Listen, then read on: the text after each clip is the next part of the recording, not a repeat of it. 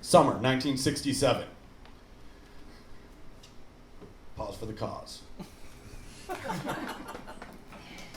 Summer 1967. Chelsea Girls had been running for almost 3 weeks when the Symphony Cinema on Huntington Avenue is busted for obscenity. Just up the road from the Museum of Fine Arts in Boston, Symphony Cinema is across from Symphony Hall, catty-cornered by both the mid-construction Christian Science Center with its modernist reflection pool and the South End, a hard-luck Victorian-era neighborhood that was becoming the center of Boston's avant-garde. A shabby little storefront theater, Symphony's program is, depending on who you ask, either provocatively cutting edge or peddling smack. Symphony Cinema is no stranger to controversy either. Months before Andy Warhol's experimental film earns the pop art provocateur his banned in Boston bona fides, Symphony saw another manager arrested on obscenity charges, this time for screening the softcore Swedish art film I Am Curious Yellow. In the meantime, however, the United States Supreme Court had overturned the statewide ban on John Cleland's Fanny Hill, or a memoir of a woman of pleasure.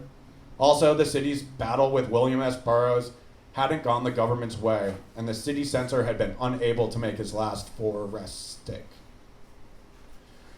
A once impeccable record of persecution and censorship was falling apart quicker than the tower on Fort Hill. Precedent is no longer in the censor's favor, but that was no reason to stop the arrests. The publicity is enough to supplant actual accomplishments. The bluster is enough. Bluster has a lot of pull with the constituents. If the city censor's office had been smart, they would have picked up Andy Warhol when he was in town the week before. Those headlines would have been great for all involved. Warhol had been at a venue called the Boston Tea Party, a Unitarian church turned psychedelic ballroom on the other side of the South End, toward the combat zone, the city's red light district. The Tea Party had been up and running for almost 5 months, making it one of the oldest and most esteemed of the city's psychedelic shacks. Warhol had been shooting film footage of the Velvet Underground, the New York rock band that had been part of Warhol's exploding Plastic Inevitable shows. The partnership produced an album on Verve Records, a throbbing, droning, distorted piece of avant-garde rock named the Velvet Underground and Nico. The band and its music had been hovering around the fringes of popular consciousness since spring gave way to summer. Some folks get it, some folks don't. One place that the partnership has proven to be an astounding success is in Boston. Following the exploding Plastic Inevitable appearance at the Institute of Contemporary Art on Boylston Street, a couple of blocks north of Symphony Center, the Velvet Underground would have the attention and ears of astute fans, disc jockeys, and the city's budding music press. When the Velvet Underground returned for their weekend of gigs in May of '67, there were fans waiting for them, a rare occurrence outside of their core audience at Warhol's factory. The Tea Party, whose management had seen the box office receipts that followed Andy Warhol and his associates' appearance at both the Old Moondial Coffee House and the ICA, were booking more Velvet Underground shows before the engagement even began. Alan Lorber, a producer and label mate of the Velvets, is creeping around the fringes of the Boston Tea Party scene, ingratiating himself and scouting talent. His new album, The Lotus Palace, an instrumental jazz exploration of new lysergic sounds, is gaining traction, and MGM has offered him his own production deal. Scouting talent. I'm stoked Alan Lorber got a production deal too. She gets it. Hip kid. So The Lotus Palace, an instrumental jazz exploration of the new lysergic sounds, is gaining traction, and MGM has offered him his own production deal, scouting talent and cashing in on the youth market. The rumor is, oh man, so this is my copy, and you can tell because I spilled shit on it immediately, like 45 minutes after I got it from my publisher. Just like. And the rumor is that he has plans to mirror the regional identity of the blossoming San Francisco scene. The rumor is he's got record deals to give out and albums to make. Boston seemed like a logical place to look for a magical fountain of youth culture.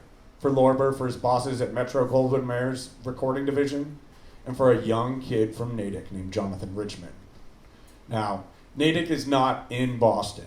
Boston proper is relatively small, area-wise, confined as it is by oceans and rivers and long-established boundaries. Natick is just west of Route 128, on the other side of the unofficial line between the outer rim of Greater Boston and the way out there rim of Greater Boston. It is a small town experiencing the upswing of a post-war suburban boom. Swaths of tract houses are springing up where the forests once were, as mortgages and lawns replace renting in triple-decker, three-family housing. An entire generation of city dwellers was tired of the blockbusting tactics of bureaucrats and bankers in the city proper. And Natick is even near Shoppers World, a brand new shopping mall. Incidentally, first shopping mall on this side of the Mississippi, and a total shithole. Natick is not the sort of place that has a high tolerance for oddness. The element of surprise is exactly what the parents had hoped to leave behind. Safety, stability, synagogue on Saturday and work on Monday.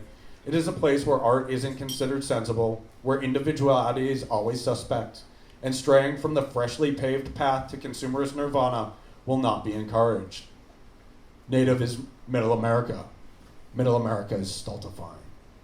Natick exists, like any other town on the fringes of any other city, in a cultural void. Any culture that does creep into the small towns on the edge of the metropolitan area has been stripped of its fecundity, so separated from its originating actions that it seems to appear out of thin air. You won't find too many abstract expressionists at the soda shop or many minimalist composers creeping around the Woolworths. Art is a thing that happens elsewhere. To make music that aspires to be more than just muzak for makeout sessions, you've got to get out of town.